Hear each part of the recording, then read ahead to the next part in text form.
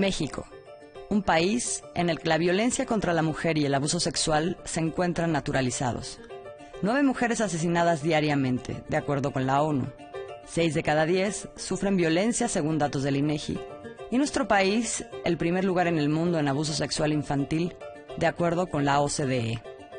En los últimos 30 años, el fenómeno de la violencia y trata, que mezcla viejas estructuras de poder y complicidades con la compra-venta de personas y otros factores como el de la migración, ha alcanzado niveles de desastre humanitario. En la difícil tarea de evitar su invisibilidad y deshumanización y de intentar darle sentido o modificarlo, un grupo de periodistas ha desarrollado trabajos de investigación como el de Mujeres en la vitrina, migración en manos de la trata. Esfuerzo periodístico que obtuvo el premio Gabriel García Márquez y en el cual participó Lidiet Carrión, especializada en el tema de trata y también autora del libro La fosa de agua. Buenas noches, pueblo televidente, bienvenidos a esta conversación de buena fe con Lidiet Carrión. Lidiet, bienvenida, muchas gracias por estar acá. Gracias por la invitación. Muchas felicidades también por el trabajo que fue premiado en el García Márquez, un trabajo sin duda muy interesante y que pone en el ojo público algo que se suele esconder. Vuelve a salir, se vuelve a esconder. Así es. Usted lo ponen una vez más sobre la mesa. Sí. En este caso, se trata de un portal de Zona Divas, que es una plataforma de prostitución donde se presume, como en muchos otros casos, la participación voluntaria, libre, de mujeres que se ofrecen al comercio sexual. Pero detrás de eso hay todo menos libertad, sino una estructura opresora en México y en otros sitios del mundo. ¿Cuáles son las principales causas de estas limitaciones a la libertad de las mujeres que las llevan a estar en ese portal? Claro, bueno, pues antes que nada quiero platicar un poquito, ahorita llegamos, del proyecto. Es un proyecto en el que participamos 5 medios de 2 países, 2 de Venezuela y 3 de México. Y bueno, ganamos precisamente el premio Gabo 2019 en innovación, dado que el trabajo periodístico está sustentado en un sitio web espejo del original Zona Divas. Eso es un sitio igualito en el que, bueno, que en este momento está cerrado, pero que siempre salen nuevos portales, donde sí se ofertan mujeres de lo que se podría llamar prostitución VIP, es decir, mujeres muy hermosas dentro de estos estándares, muchas extranjeras. Y tratando de responder un poco a tu pregunta, uno de los temas, prostitución y trata, hay muchas manifestaciones. En específico nos enfocamos en aquellas mujeres de la región latinoamericana que por razones, por situaciones en sus países, ya sea problemas económicos, por la situación de violencia, por etcétera, migran y encuentran tal vez en la decisión de ejercer el trabajo sexual en nuestro país, pero son de alguna manera desde el inicio enganchadas, sí de buena fe, sí se supone, digamos, de manera voluntaria con bandas de tratantes, y los casos que nosotros vamos retomando son casos en los que todas estas mujeres jóvenes de Argentina, de Venezuela principalmente, de Venezuela destacan, ¿no? Exacto, destacan en estos últimos años. Antes había sido Argentina, por ejemplo, ¿no? Va cambiando según la crisis. ¿Quién se va quedando sin opciones? ¿Quién se va quedando sin opciones? Y bueno, son mujeres, algunas universitarias, otras no, que migran y obviamente están en situación de vulnerabilidad. Muchas aceptan un trabajo, sí, ejercer el trabajo sexual, pero se van ya con una deuda, ¿no? Por parte de estas bandas, que de hecho algunos ya están detenidos, que les ofrecen, por ejemplo, operaciones estéticas, el boleto de avión, toda la parte burocrática en migración de ambos países, por eso se habla también de bandas de trata internacional, y ellas se quedan con una deuda de 2 años, ¿no?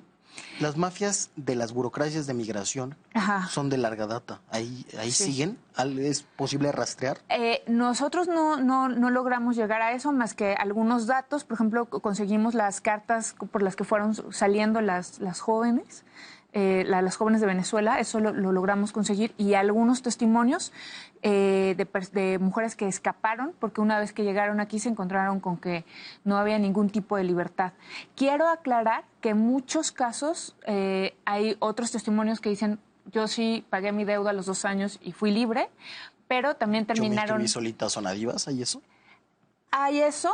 La trata hay que recordar cómo se define, que es que tú te beneficias del trabajo de otro, ¿no? Entonces, eres sexualmente libre, eres libre de ejercer el trabajo sexual, pero le tienes que pagar al de migración para que no te detenga, le tienes que pagar al de la Unión Tepito, pero por eso fueron asesinadas varias, para que te deje trabajar en sus hoteles, le tienes que pagar al del hotel para tal cuestión, le tienes que pagar al del portal para que te anuncie, le tienes que pagar a no sé quién para que no te mate, le tienes que pagar tu deuda que va subiendo con creces. Entonces, ¿de qué libertad estamos hablando en un país, además, con problemas, sin un Estado de derecho pleno, en donde en cualquier momento están siendo amenazadas de ser extraditadas o de ser secuestradas por la mafia, ¿no? Entonces, libre sí, a veces no. Hay casos también en que tú no puedes salir de aquí. Hay un caso, por ejemplo, de los que registramos, que sí llegó, le dijeron, bueno, tú nada más vas a estar trabajando en estos 3 meses y después te vas. La joven venía embarazada y se terminó escapando. Esto en Puebla. Era igual, anunciada en Zona Divas, se terminó escapando y gracias a eso cayeron varias casas de seguridad en Puebla y la Narvarte. La Nápoles, perdón, hace un par de años. Es decir, ¿en qué momento acaba la libertad y en qué momento empieza la coacción o la trata? Lo que sabemos es que hay una cadena de jóvenes muertas asesinadas en hoteles. ¿Cuántos asesinatos documentaron? Al menos unos 6, 7 casos de asesinatos de escorts. ¿La mayoría vinculados con la falta de paga de cuotas o así?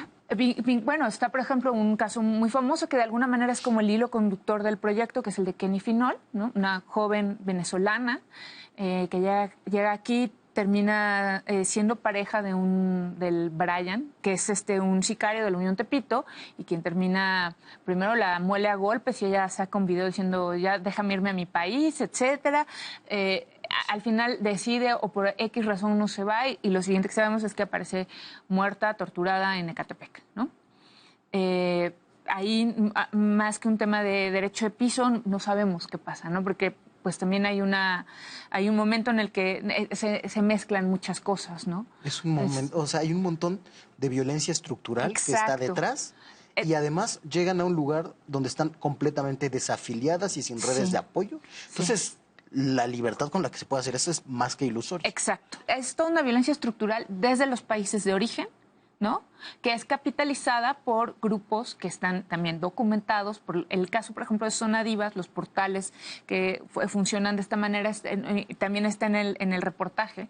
Están más o menos desde el año 2000, 2001, son pioneros. Ahora sí que lo fundó un argentino, por cierto, en Tijuana.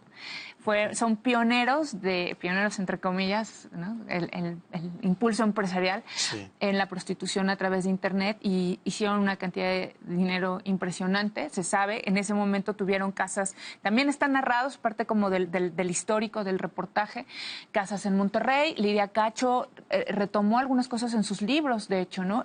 O sea, es decir, son cosas que son denunciadas desde años atrás y nunca termina de cerrarse la pinza, de desarticular este tipo de bandas, ¿no? Nos contabas de este feminicidio paradigmático. Sí. Ella fue encontrada en Ecatepec. Así es. Ecatepec es el lugar, digamos, en el que se centra el trabajo de tu libro más reciente. Así es. El libro La Fosa de Agua habla de otro fenómeno que tiene que ver con adolescentes, la mayoría entre 13 y 16 años de edad, que son secuestradas en la vía pública, con lujo de violencia desde el inicio, y halladas muertas en la misma zona. Aquí el punto coincidente tiene que ver con que Ecatepec y el barrio en donde fue encontrada Kenny Finol es sitio de influencia de la Unión Tepito, a la que pertenecía este joven Brian, que ahorita está detenido. Su tío fue asesinado hace poco también. Entonces hay un cóctel de violencia estructural por una parte y por el otro de mafias organizadas. Así es. Una tormenta perfecta para las mujeres de este y de otros países. Mujeres jóvenes, migrantes, ¿no? En este caso, jóvenes, digamos, que por sus características físicas pueden, ¿no? O deciden tal vez sí ofrecer sus servicios sexuales en un portal de lujo, pero es más o menos el mismo fenómeno con distintos niveles de violencia y de crueldad a los que se enfrentan las jóvenes migrantes que cruzan Centroamérica, por ejemplo, ¿no? Y en el caso de las mujeres de Ecatepec, ¿cuál es la especificidad? Híjole, eso es más complejo y más largo de contar. Tiene que ver, también tiene que ver con violencia estructural, también tiene que ver con mafias, con crimen organizado, y también tiene que ver con también cómo se diseña la ciudad, y sobre todo cómo un sistema económico como el que tenemos hace de algunos grupos sociales desechables, excedentes, y a los cuales, además, en una situación de consumo, de exacerbación de muchas cosas, hay personas que sí pueden consumir y matar jovencitas en una práctica totalmente impune. ¿Es necesario para el orden social de la ciudad y para su parte bonita, hay detrás de todo eso esa exclusión, ese desplazamiento hacia los que se vuelven desechables? ¿Cómo funciona? ¿Cómo se les excluye esta parte que decías de la ciudad, que me parece muy interesante? Bueno, pues Tecámac, Ecatepec, todas estas zonas son ciudades dormitorio. Nos vamos a salir de Zona Divas, y sí, creo que Zona Divas es en este momento es muy importante también, porque en toda la región latinoamericana ahorita hay crisis y vamos a ver oleadas también de migrantes que se van a ver en esta situación. Pero bueno, Ecatepec, Tecámac, todas estas zonas son ciudades dormitorio que han sido capitalizados por grupos del poder en el Estado de México, en particular en este caso, pero se puede traspolar a las distintas megaciudades del país, que viven en función y en torno, en derredor de la Ciudad de México. Entonces son lugares que no tienen vida por sí mismo ni arraigo, y la calidad de vida ahí es terrible. La mayoría de la gente viaja 2 horas para llegar a su trabajo, a su escuela. Son lugares abandonados.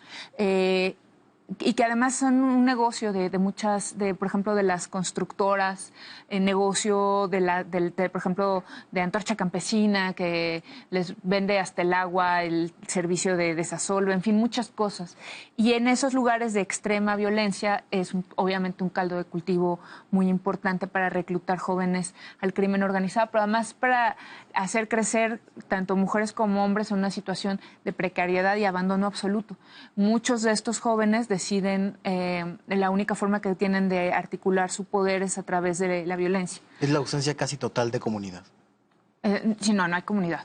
No hay comunidad, hay algunos jirones. Ahorita un sociólogo, Rigoberto, hizo una exposición sobre cómo de repente en torno a una cuestión de perros hubo un poco de comunidad, pero sí está totalmente destruido, y tiene que ver con cómo se diseña la ciudad.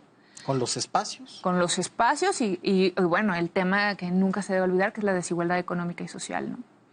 O sea, que no se pueden analizar estas cosas sin entrar a ese tema, ¿no? Muchas gracias por acompañarnos, Lidia. Te esperaremos aquí para conversar otra vez de buena fe. Sería difícil pensar que en Ecatepec convivieran realidades tan diversas como la del sexoservicio de lujo, por una parte, la exclusión urbana, social, la desigualdad y las mafias que se han ido formando los últimos años en el país. Pero todo esto se hace una tormenta perfecta, y a quienes más afecta es a las mujeres. No solamente a las mujeres de México, sino a mujeres que ya han sido expulsadas de sus propios países por dificultades y por violencias estructurales. Esto debería de ser un tema público cada vez más importante. Hablar, por ejemplo, de las mafias que permitieron esa configuración en el Instituto Nacional de Migración. Hablar también de la política de seguridad dedicada a proteger a las mujeres en particular como un grupo. Y hablar del mercado del sexoservicio, del que son clientes miles de hombres de clase media alta, todos los que recurrían a portales como Zona Divas. Pocas de esas cosas están en la discusión pública. Conversémoslas, probablemente con un mal ánimo, pero de buena fe.